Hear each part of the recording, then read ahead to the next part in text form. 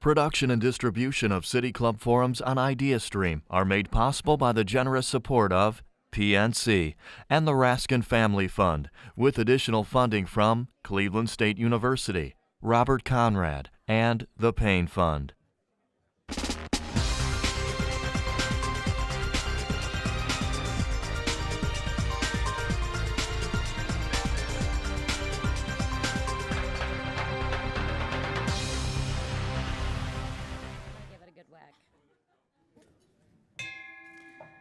Good afternoon and welcome to the City Club of Cleveland. I'm Kristen Baird-Adams, member of the City Club's Board of Directors. It is my pleasure to introduce today's speaker, Greg Harris, President and CEO of Cleveland's very own Rock and Roll Hall of Fame and Museum. To engage, teach, and inspire through the power of rock and roll is the mission of this iconic institution, and Greg and his extraordinary team, including a number of members gathered here today, do precisely that each and every day, while also generating an estimated $100 million in annual economic impact to our region.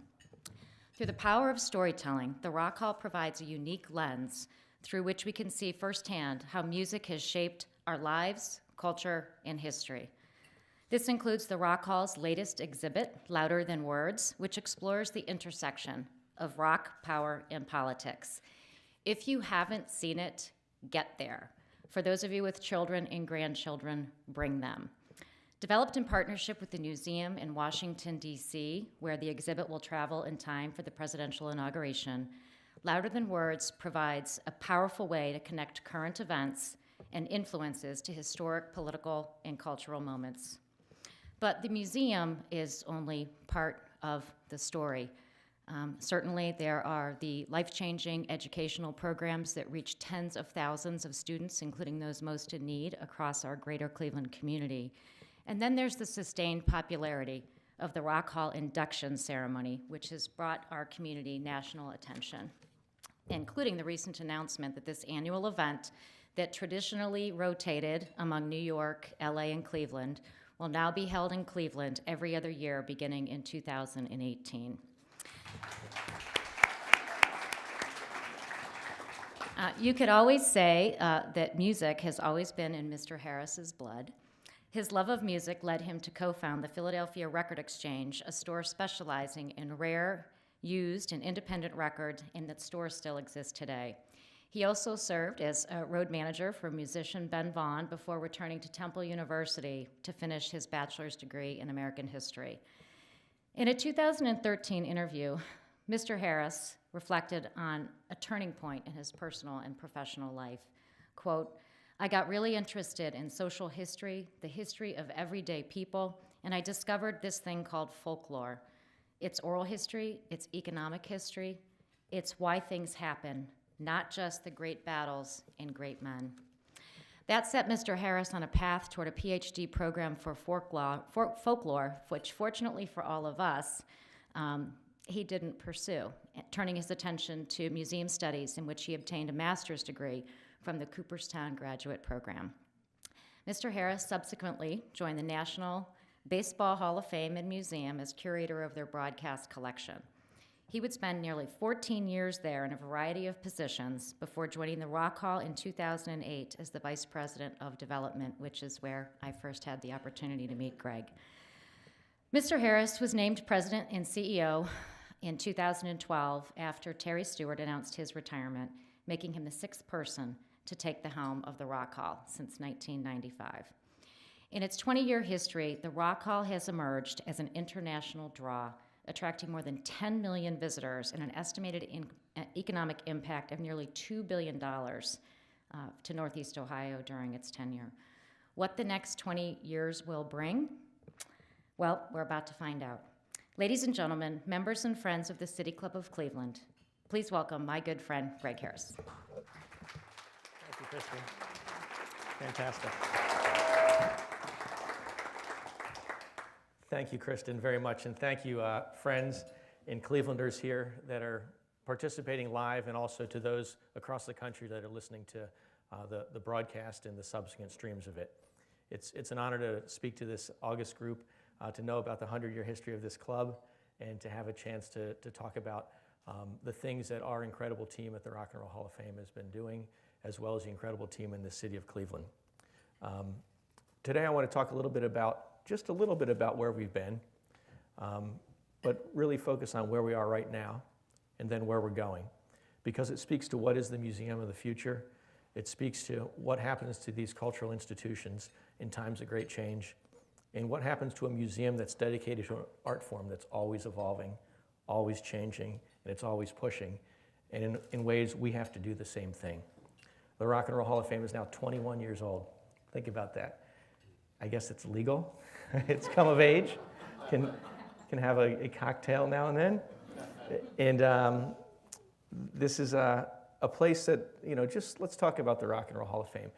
It's a history museum with the artifacts that tell the story of our history, but it's also an art museum. Think about that.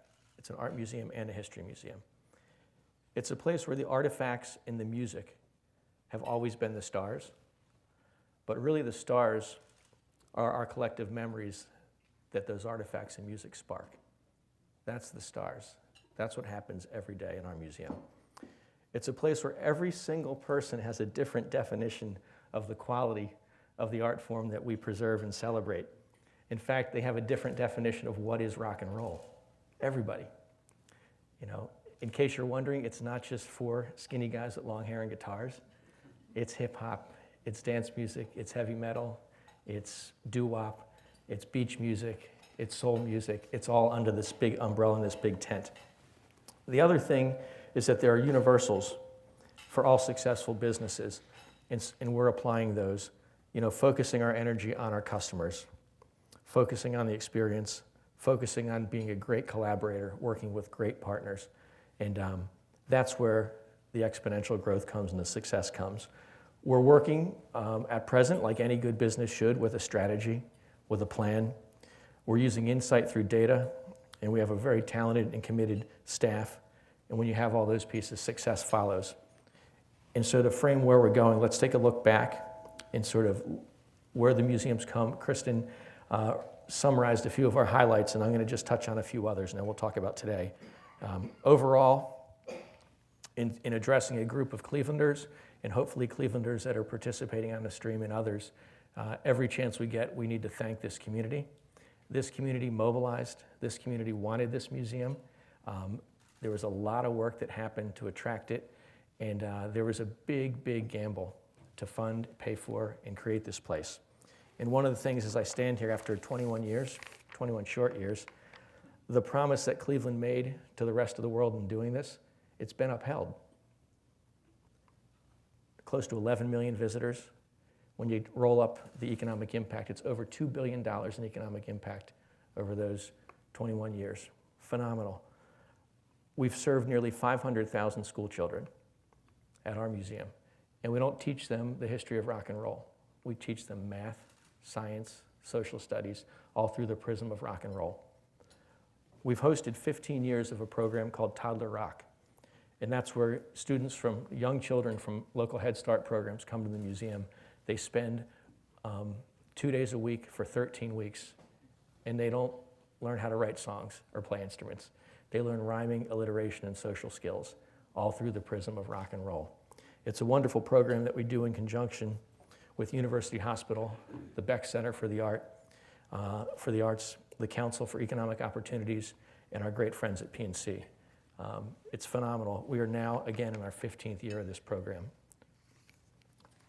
To step back, the Rock and Roll Hall of Fame has truly become an emblem for this city. Think about it. The grit, the tenacity, the authenticity that matters so much for a place called the Rock and Roll Hall of Fame, for an art form called rock and roll, that's Cleveland. And it was nowhere more evident than when the Republican National Convention was in town. Think about that logo.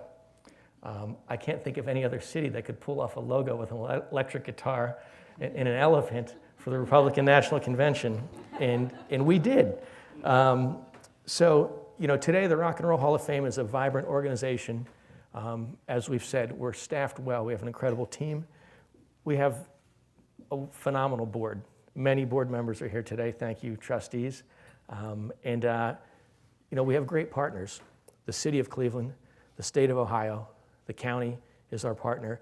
Destination Cleveland has been an incredible partner. The Downtown Cleveland Alliance, the Greater Cleveland Partnership, the CAC is terrific. There's plenty of other foundations, corporations, and other civic partners.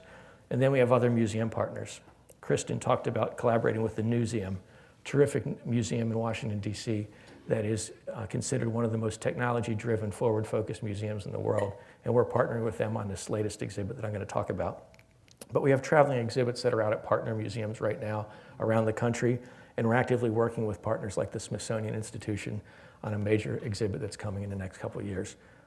That's what makes the work we do so much easier, and it makes it all so much better. Now, what drives us each day? Kristen mentioned our mission, and I'm going to restate the mission. That's our external face. And then I want to share our vision statement. That's our internal driver. But our mission is to engage, teach, and inspire through the power of rock and roll. To engage, teach, and inspire through the power of rock and roll. And then our vision, which is what drives our team, is to broaden our reach. We're not happy staying where we are. We want to broaden our reach. We want to continue to grow through meaningful connections with visitors, fans, artists, and each other. And as I talk about what we're doing, the meaningful connections is really one of the most important pieces, and the other is broadening our reach. Since 1995, when we opened, think about what's changed in your lives. How do you acquire music? What do you use to communicate with your friends and family? How do you do business? 95, I'm not sure there were smartphones kicking around. I remember a pager that you could sort of click on, and I think offices would have a cell phone that people could take home if there was an emergency. But we've evolved. It's really incredible we've evolved, and it's wonderful for a museum to have the technology and the evolution at its disposal. So back then it was kind of special to go to a place where you could see footage of Chuck Berry, where you could see footage of the Beatles, where you could see footage of Jimi Hendrix, where you could see these things. Now you can see it on YouTube, sitting at your kitchen counter with a cup of coffee. You can see it on your phone. So those pieces were very important elements. As we move forward, we need to think about what are the important elements for the future. As a business, we've had real steady periods of predictable attendance, which is a solid testament to the organization and to the region. At the same time, we've had growing expenses. And clearly, as a business, you want to keep rolling and keep growing. So in the last 2 years, we've really amped it up. I'm really pleased to say that we've experienced double-digit growth over the last 2 years. And attendance is one of our biggest metrics in other areas. We're really on a wonderful roll. And the reason why, so first and foremost, at its core is we dug deep to understand our customers better than ever. We know our customers incredibly well. Our marketing team, our others dug deeply to understand who are they, who's coming, why are they coming, and why aren't they coming. And we were likely the first museum in the country and maybe the world to actually add a director of strategy and analytics to our team.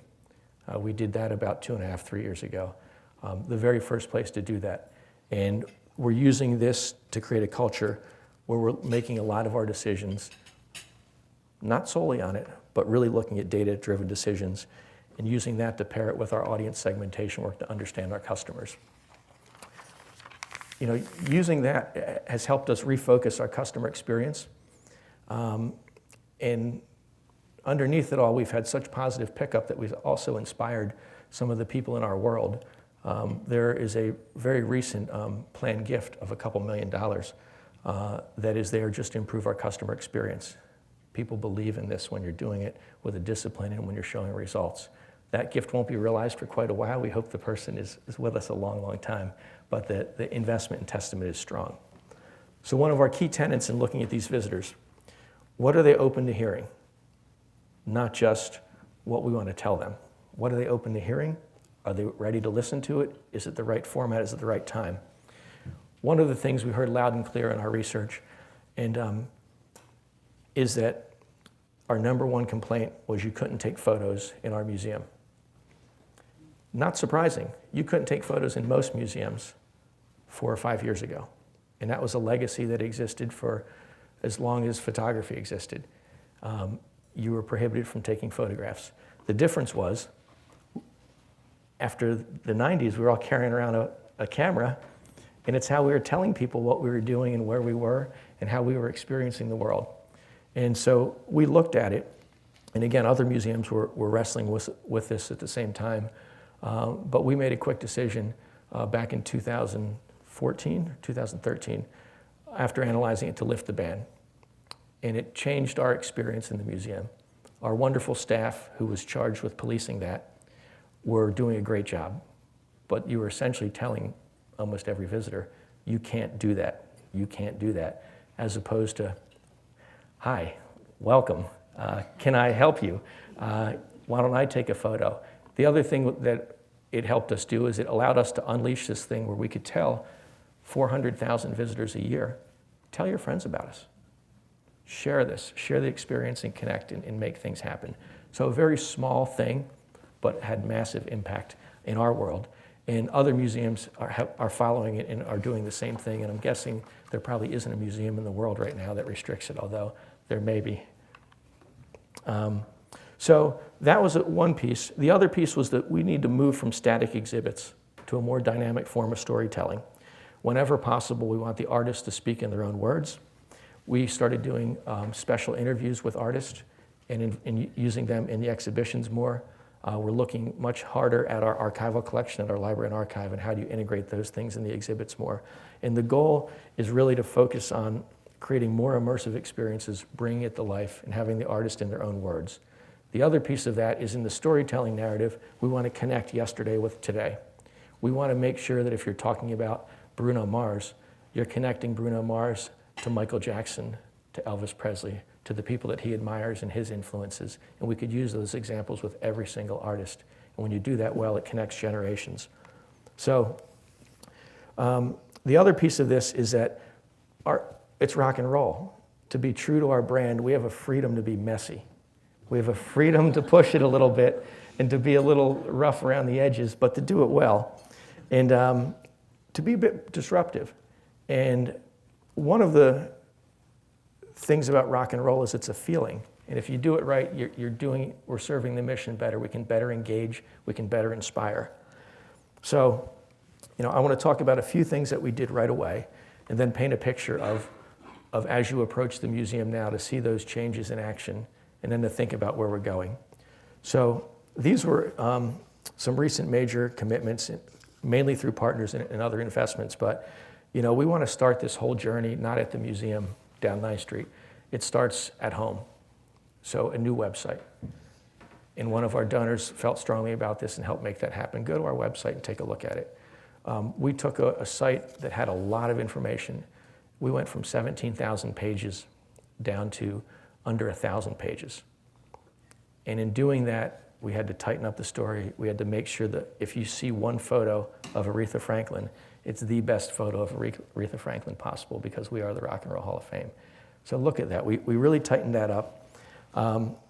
We worked on another great local partnership. It was the Rock Box Project that the Clevelanders here will know about.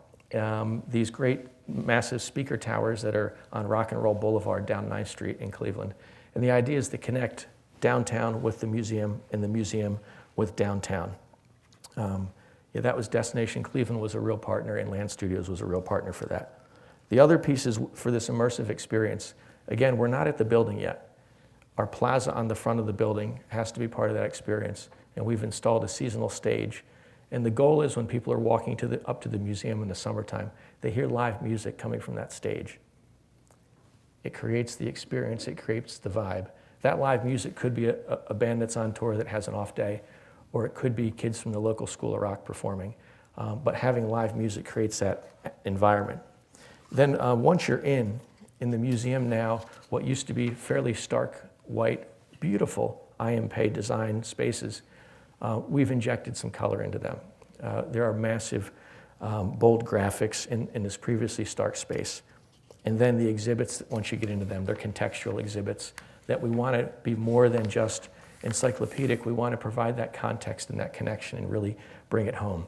So let me walk you through a journey today. Ideally, you go to our new website.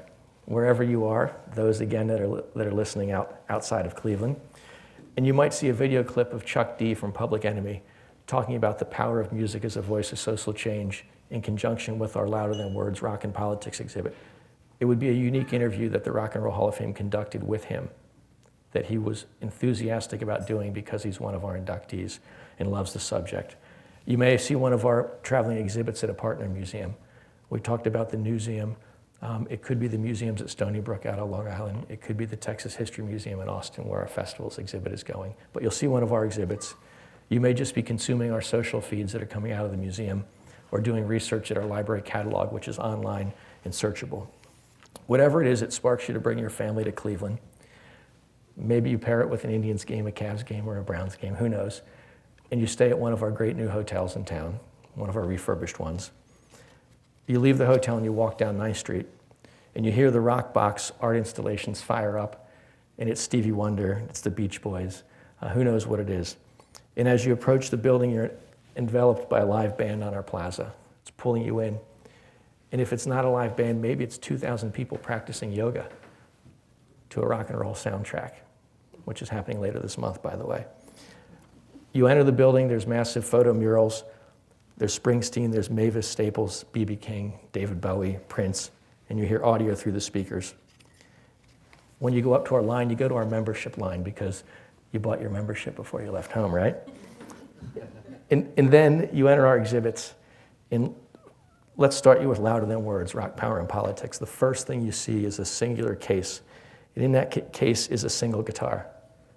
It's Jimi Hendrix's guitar, but it's actually the guitar.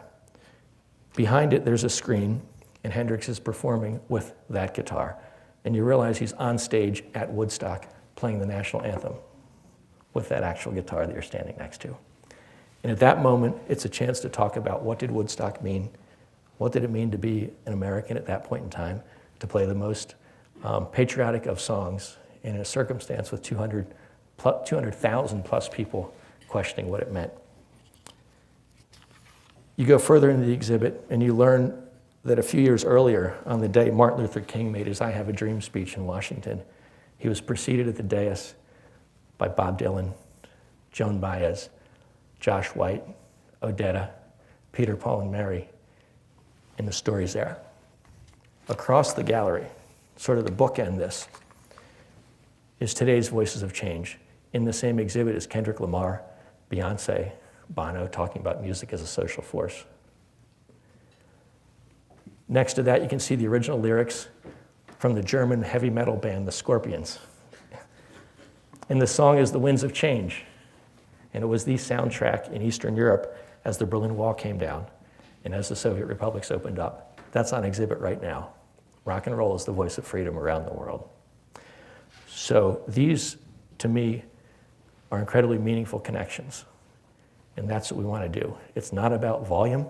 It's about going deep, having that story, making those connections. Let's finish the visit. You enjoy the museum. You pause for a drink on our plaza, and you share your communal table with visitors they could be from any of all 50 states. They could be from one of 100 foreign countries. You share stories about your favorite concerts, your favorite songs, and you find common ground. That's happening right now at the Rock and Roll Hall of Fame. So engaging, teaching, inspiring through the power of rock and roll and making meaningful connections through this music. Thank you very much.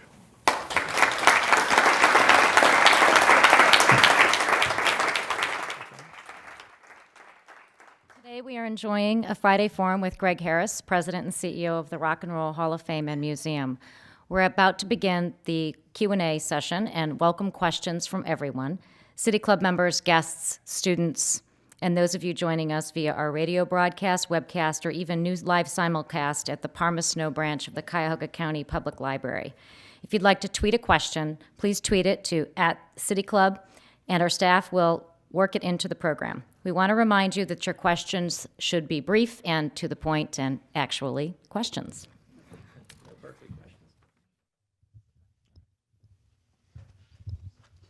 Hello, Greg. You know who I am. I know who you are.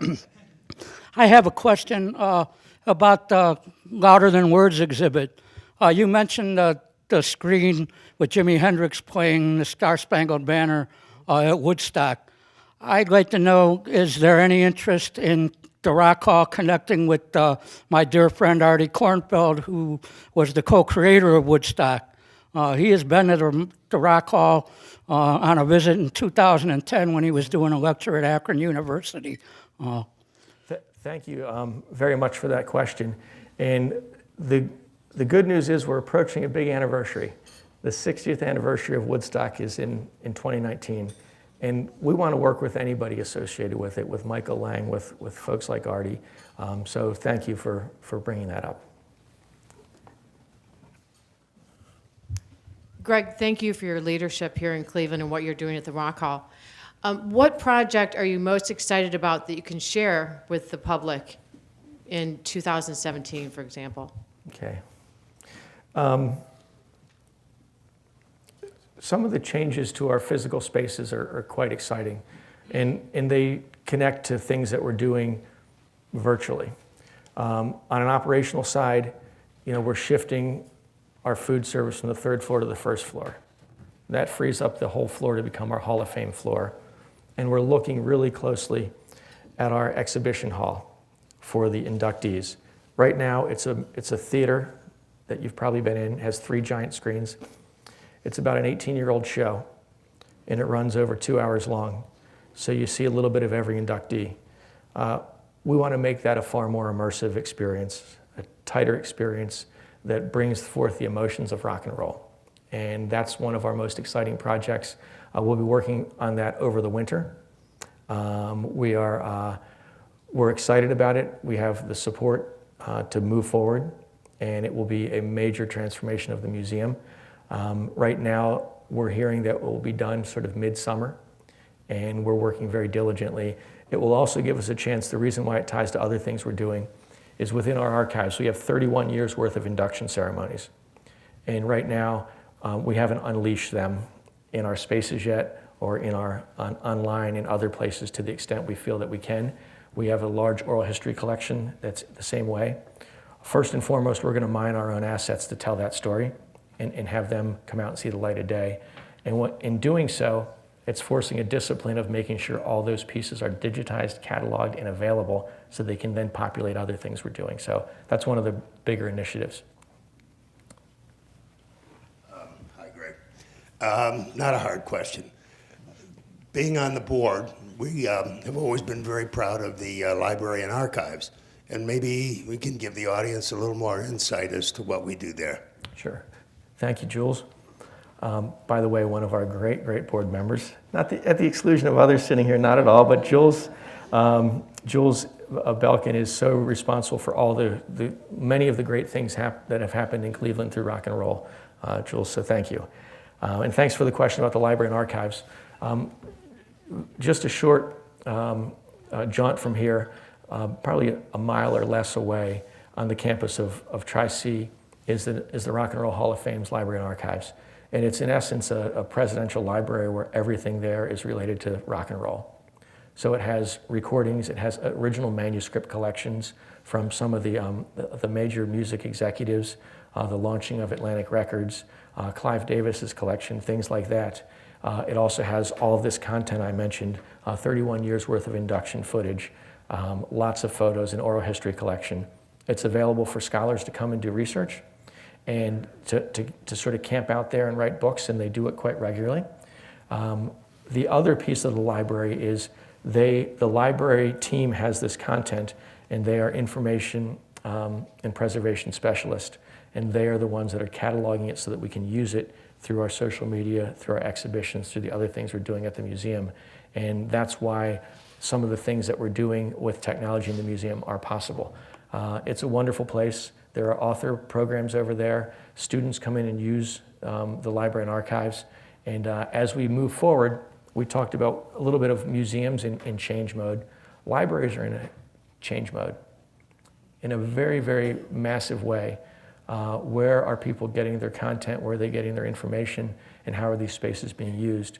And we're looking at our library and archive as a major public resource, but also as a really important resource for the Rock and Roll Hall of Fame internally as a museum, because the people that are that are staffing it are experts in preservation, experts at access, and experts at making things available. So it's a very important part of our world, Jules, and I appreciate you asking about it. Hi.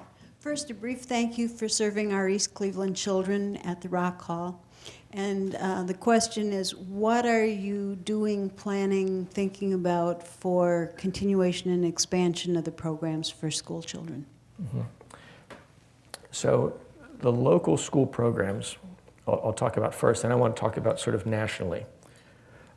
Locally, we have an unbelievable education team on our staff. They create curriculum materials that align with the state standards, and then schools from all over Northeast Ohio come and participate in the programs. Any CMSD class that comes, it's free. Furthermore, we underwrite the buses to get them there. We have a really strong commitment to making sure. How about East Cleveland? Are you CMSD? No, Oh. East Cleveland. Gotcha. In that case, if you're within the zip codes for 440, and there's a few zip codes, I'm confident that it's free for them as well. They come, they learn, again, math, science, social studies, things like that in our museum. And we're going to continue those programs. They're vital, they're important. Our staff does a terrific job, and the surveys that we send back to teachers and students have come back just off the charts on the impact of these.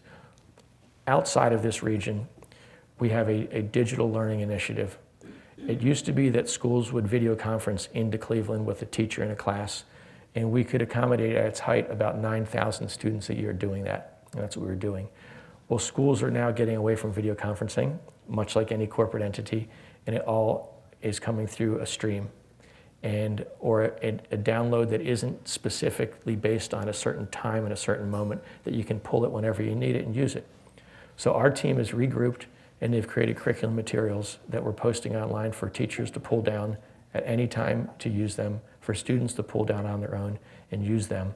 And these pieces, we did it in a very strategic way. We had a group of teacher advisors from across the country that piloted the program. We refined the curriculum. We put it out as a test for an amount of time, and we're currently analyzing that test and going back out to market with something new and impactful. There's a smaller version of it that we've left up right now, but as this school year kicks in, expect to see more things out there. And by doing that, we scale this from those that can just have a video conference rig and talk to one teacher at one moment, to having the ability for hundreds and thousands of classes to use it at one time, whenever they need it, wherever they need it. Thanks. Okay, let me also thank you for the services that you provide for students. Last year, Issue 8 was passed, which was passed to provide money to enhance the arts in Cuyahoga County. So often we vote for issues, and then we never get to hear about how the money is being used. So could you just talk about how Issue 8 was able to help the Rock and Roll Hall of Fame do the things that you do? Absolutely. You know, it's very important funding, and one of the tenets of that funding is to provide, great experiences, arts experiences for people in Northeast Ohio, in this region. One for enrichment, but also just to enhance the quality of life, to help with it being a well-established and a solid community to attract great talent, great businesses, and other growth. Those funds support the museum and how we create programs. We do a number of community festivals every year, a number of community programs. There are days where we open up our museum free to the public, and we host 10,000 people at one time. Those funds make it possible for us to do those things. They also help fuel things like we've talking about education and other public programs. They go hand in hand at the museum. And so we're thrilled to join so many of the other museums and nonprofits in Northeast Ohio receiving those funds. We're thrilled that the levy was renewed so that we can continue doing the programs that we're doing and keeping it up. And the impact measures from that funding are very, very remarkable.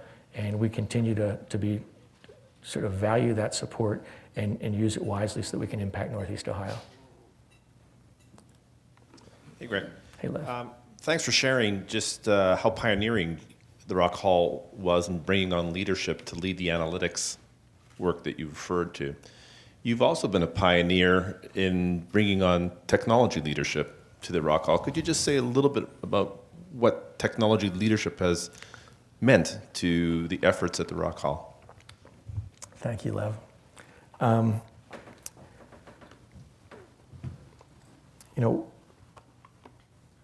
there's a shift that you make in your entities, your business entity, when it's no longer network support and sort of business operation. And in the museum world, there's this blending of the concept of the audiovisual and the full-on sort of digital IT backbone stream.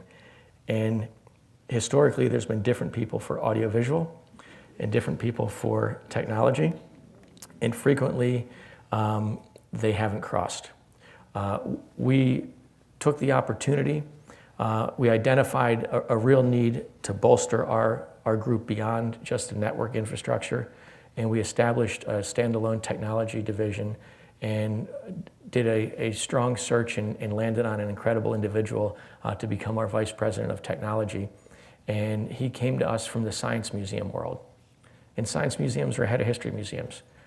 Using technology to create immersive experiences, using technology to reach wide audiences and immersive exhibits. And the person that we brought on, well, he's sitting here, Mark Check. I'll talk about you in the third person while you're here.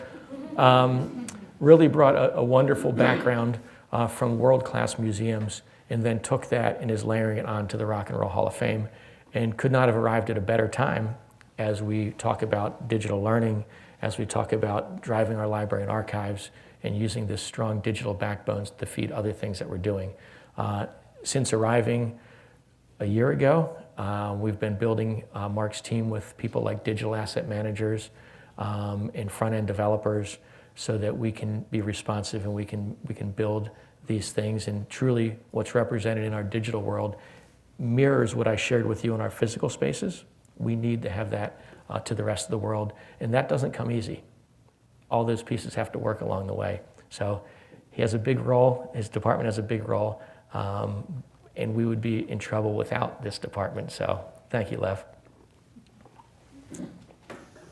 Greg, in the beginning, as they say, the leadership of the music industry in New York had a major involvement and role in the rock and roll creation and so forth. What role do you have, or what role does that group have today? Yeah. Thank you for the question. You know, over the last 21 years, the music industry has changed dramatically. But as an institution, the Rock and Roll Hall of Fame is a museum here in Northeast Ohio that has all the elements we talked about. There's another entity that's known as the Rock and Roll Hall of Fame Foundation. That group was chartered about 34 years ago, and for 31 years has been running the induction ceremony. That is the group that provided the license rights to Cleveland to build, operate, and have this museum. And as Mr. Pogue referenced, that foundation was heavily music industry people. They were very, very involved. Some of the big record labels, some of the bigger magazines were very involved. And early on, they had involvement with the museum and helped fund projects that were happening and were actively involved. We're still actively involved. They are a group that we now have board members sitting on both boards so that we have some cross-pollination. When I talked about this amazing exhibition for our theater, the immersive theater that we're going to be working on, they're providing the leadership funding for that immersive theater. And that is a very strong investment and a vote of confidence in where we're going as an institution and what we mean to the city. That same group of individuals were central to our discussions in our negotiating and our agreement to have the inductions here every other year. And that came about because, again, we're showing great success. We have comfort in assuming these projects, and they've been a great partner on making that happen again. Starting in 2018, the inductions will be here 18, 20, 22, 24. And so that's how it's come together. It's a very positive, healthy relationship. I remember being impressed when the museum first came into existence, that the central theory for bringing things, memorabilia, scripts, guitars, everything that people would love to see and as real live artifacts, bringing them into the museum, the theory was focused on lending rather than buying, which struck me as deeply wise because you could have inadvertently made things scarce that you wanted to make widely available. But I wonder how that theory is playing out over the decades. And perhaps you can tell us some stories about how you get people to lend valuable things rather than selling them, or rather than giving them to some other museum. Yes. And there are some other competing museums now that you have to fight with or struggle with to get loans. So please tell me about that side of the whole theory of the museum. Absolutely. Even with so much that we're talking about immersion in technology and other pieces, at our core, we need great artifacts. You know, that Hendrix guitar is a vital piece to tell the story that we just told and have that impact. So there's a piece that I want to add to your listing of opportunities. You mentioned buying, getting loans, and that others may. That is gifting. Our highest purpose is to have the artifact owner donate it to the museum. And if that isn't possible, to have a donor that may negotiate something fair and then donate it to the museum. To step back, the museum collection numbers, and I believe the museum collection at this point, if you don't count the library and archives, it's over 5,000 artifacts, of which at any given time, 500 or 600 are on exhibit. The lion's share of what we have, we own, and we didn't buy. There's another slippery slope here with museums. When museums are knowingly buying things, then the market changes for those things, and you sort of compete with yourself. So we own most of what we have, but many of the best things we have, we don't own. And some, they're on loan. And some of that is a circumstance of who's loaning them, who owns them. Anybody here that's a Bruce Springsteen fan knows that great Fender guitar that he breaks out. We had a Bruce Springsteen exhibit a couple years ago. He loaned us that guitar. It was central to the exhibit.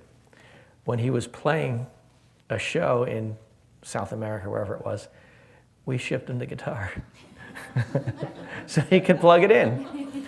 You know, my point of reference is frequently the sports museums, having been at the Baseball Hall of Fame for almost 15 years. And in that world, at least at baseball, everything's donated. There's a real strong nuance, though. In baseball, when something of that magnitude happens, there's a lot of different items that connect to it, whether it's the balls, the gloves, the hat, you know. So you want something from a key moment. You don't just want things. The other thing is there was a legacy there that people started donating stuff in 1938 and continued. And the final piece is when you think about it as Hall of Fame inductees in items, so the Springsteen example is a tangible example.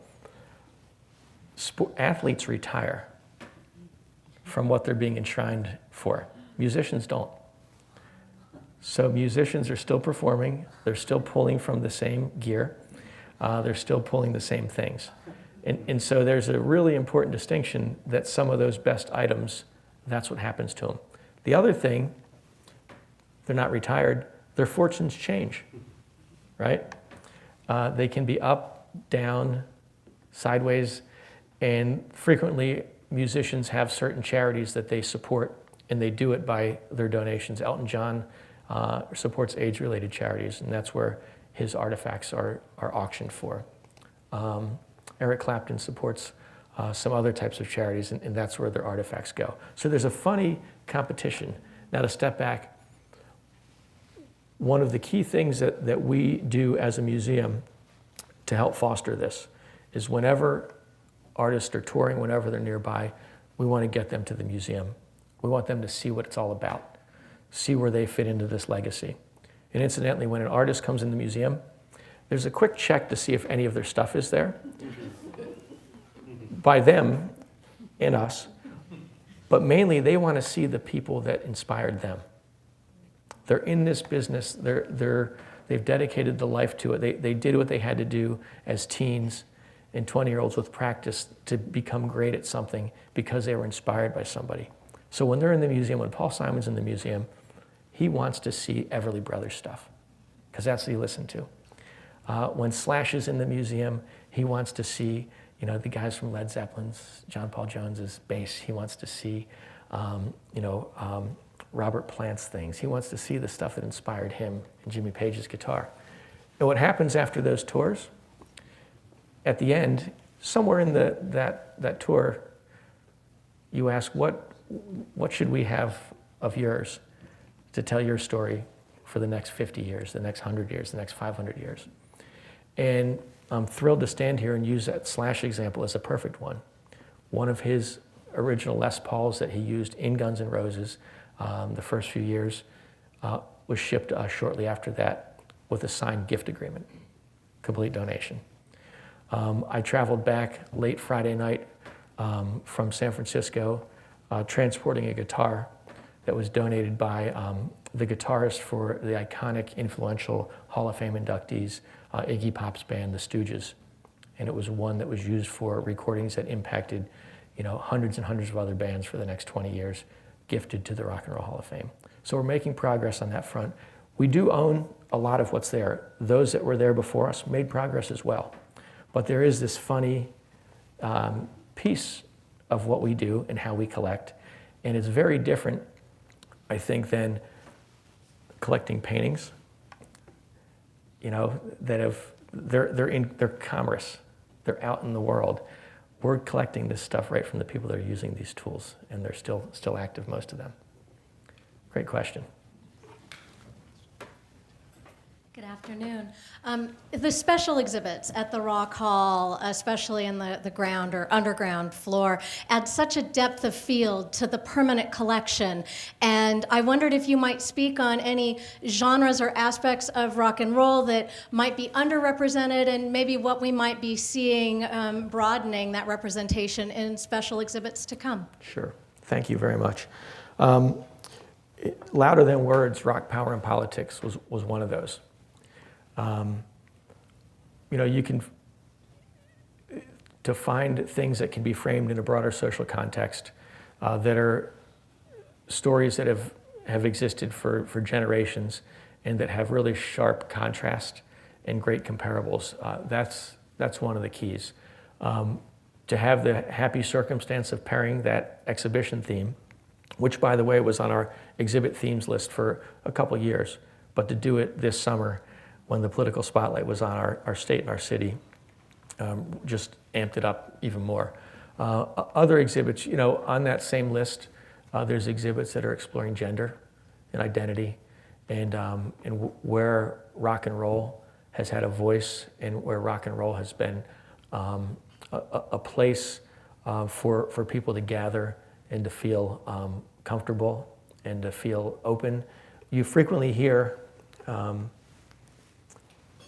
people talk about rock and roll as, and I'll give you an example. A great friend of the museum grew up in Hungary. He was the Hungarian ambassador to the United States later on in life. But he said being there in the 60s, when their country was all sort of black and white and shut down, he would hear Radio Free Europe, and he would hear Steve Winwood in Traffic, and he would hear rock and roll music. And what it did for him is he realized that there was tens of thousands of people the exact same age as him in other parts of the world listening to the exact same thing and feeling the exact same, euphoria, heartbreak, loss, and it enabled him to connect with the whole world. And maybe that's why he went on to do what he did. But there's that connection. And you frequently hear it from our artists that, those that are questioning anything, they find a like-minded voice in that music and it connects with them. So expect to see that as an exhibit coming forward. We do have some of the, in creating an exhibit frequently, there are iconic artists, individuals, and others. So I'll go back to, the Bruce Springsteen exhibit. It wasn't just to show his stuff. It was to talk about Bruce Springsteen and his vision of the American dream and frame it in the right context. So we are still going to do artist-themed exhibits. Frequently, those exhibits allow us to have, an aggregate of artifacts that we can tell a story with. But the goal isn't just to talk about how great they are, it's to put them into the social context and the broader cultural context and how it works together. As I look at our list of exhibits going forward and the list that we've had, the political one was big, gender is big. There are clearly things with rock and roll on the global scale as that voice of freedom from that story I shared. Rock and roll has always had a racial story that's really core to rock and roll music. In fact, it's told a little bit in Louder Than Words. And somebody was walking through Louder Than Words, and they looked at each section. They said every one of these sections could be its own exhibit. That is really great fodder for thought and great fodder for inspiration as we build things. What is being done to further outreach to international visitors who might be encountering a language barrier? We do have, and it's not the greatest answer in the world to that question, but we have print guides in a number of languages that we provide to them. We have not translated our website into these languages yet. We were going to do the Quickie translator, and what we learned is that doesn't work. Not for a world-class museum, it does not work. It's a timely question because roughly, is it 10% of our visitors, Todd, are international. Now, a big slug of them are from Canada, but even there you have a bilingual country.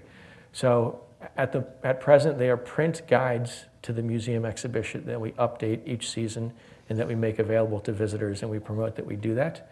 Down the road, expect to see something digital that's much broader. And the other piece that may be implied in that question is what are we doing to go from Cleveland out to the rest of the world?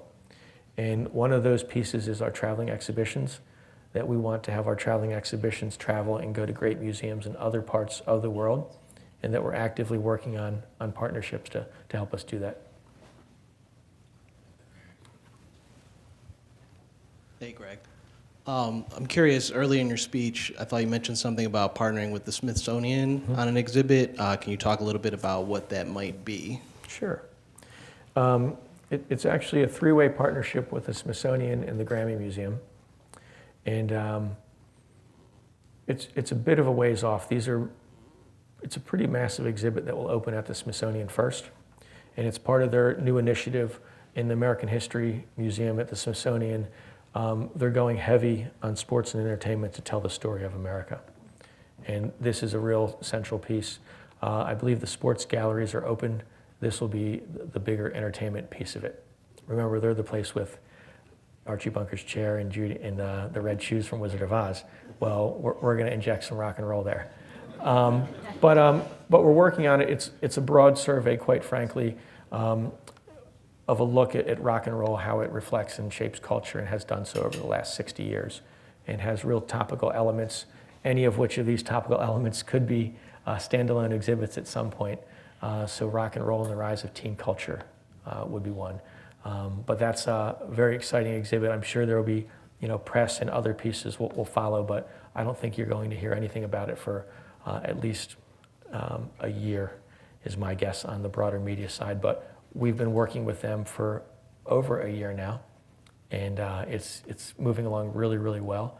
But we don't have things to unveil until we get things to unveil. Greg, thanks so much for joining us here. And as a fan of free speech and rock being perhaps America's most pure expression of free speech, I'm glad that we could host you today. In response to Mr. Pogue's question, you talked a little bit about the relationship between the Rock and Roll Hall of Fame and the Hall of Fame Foundation. And I wonder if you could demystify for us the induction process, the voting process, and also connected to that is also how you choose the American Music Masters. And congratulations on a really wonderful selection of Johnny Cash. Big fan. Fantastic. Well, that's why I'm wearing black.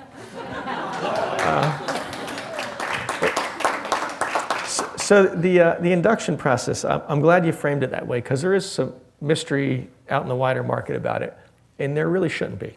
Let me try and walk you through how the election happens. First and foremost, and I'll use a baseball analogy, it has nothing to do with statistics. You don't need to win 300 games or have 3,000 hits, or you don't need to sell a certain number of records. You don't need to have a certain number of gold records. First, the primary criteria for consideration is, was it impactful and influential? Did you take the art form in a new direction? The other single hard and fast rule is you had to have made a recording at least 25 years earlier. So there's there's perspective over time. That's to be eligible. Then the way the process works is there's a group of people, roughly, it's called the nominating committee, and it's approximately 24 people. It's a face-to-face meeting. Everybody in the meeting is able to nominate 2. And you go around the room, and people put forth their nominations. Ostensibly, you could end that with, what do you have there? 48 people, but frequently people endorse others. So that room has an open discussion, very collegial. Nobody disparages other people's picks. And when you leave the room, you've done a series of balloting to come up with 15 people on the ballot.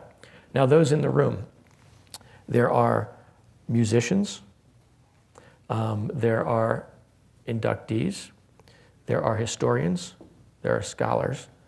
That's who's in the room. Music historians, music critics, and that ballot's created. That ballot of 15 is usually done around September or so, and it gets released to the public. That ballot then goes out to roughly 700 other voters. The 700 other voters, the biggest block are all the other living inductees. We have 310 inductees, groups too, so if you think of all the members in certain bands that you love, every member of the E Street Band gets a vote. They go out, that's the single largest voting body. That is augmented by some of these scholars, historians, writers. In addition, there's a fan vote that's posted online, and fans vote, much like the Heisman Trophy does the same thing in the All-Star game for baseball. When all those come back, the top 5 vote getters, historically the top 5, are elected to the Rock and Roll Hall of Fame.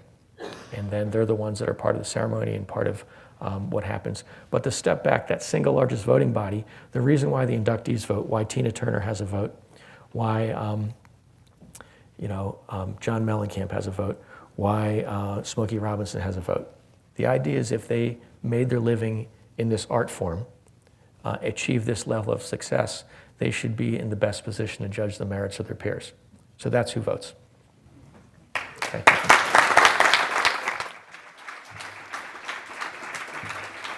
Thanks, Greg. Today at the City Club, we enjoyed a Friday forum with Greg Harris, President and CEO of the Rock and Roll Hall of Fame and Museum. Thank you, Greg. Thank you, ladies and gentlemen. This forum is now adjourned. For information on upcoming speakers or for podcasts of the City Club, go to cityclub.org.